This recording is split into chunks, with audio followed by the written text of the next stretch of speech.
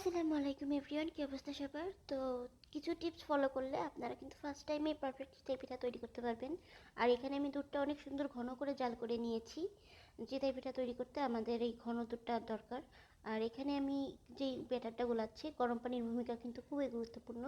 গরম পানিটা এমনভাবে হতে হবে যে উমা উমা গরম পানিও না, আবার একেবারে ফুটান্ত গরম পানিও না।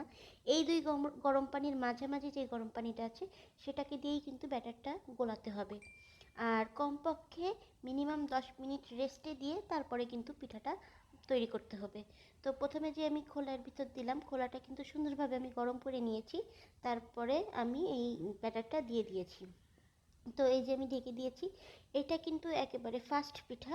তো আগের কালের নানিরা যে বলতো ফাস্ট পিঠা নাকি হয় না, কিন্তু আপনারা কিছু টিপস ফলো করে বানালে ফার্স্ট আর লাস্ট নেই, সবগুলো পিঠাই কিন্তু পারফেক্টভাবে তৈরি হবে। আর প্রতিবার পিঠা দেওয়ার আগে খোলাটা কিন্তু সুন্দরভাবে পরিষ্কার করে দেন কিন্তু আপনারা পিঠার ব্যাটারটা দিবেন। আর এই যে চারপাশে যে বাবুলি বাবুলি উঠতেছে, যখন চারপাশ থেকে ওঠা শুরু করবে বাবুলিটা, তারপরেই কিন্তু ঢাকনিটা দিয়ে ঢাকবেন, এর আগে কিন্তু ঢাকবেন না। তো আর এই যে দেখুন অসংখ্য ছিদ্রযুক্ত ফুলকো পিঠা হয়েছে।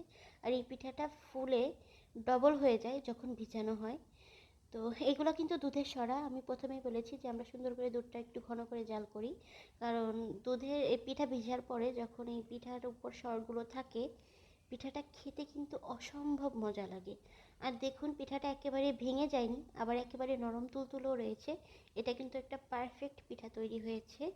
তো আপনারা কিছু টিপস ফলো করে যদি এইভাবে তৈরি করে বানান, তাহলে আপনাদের পিঠাও কিন্তু পারফেক্টভাবে তৈরি হবে।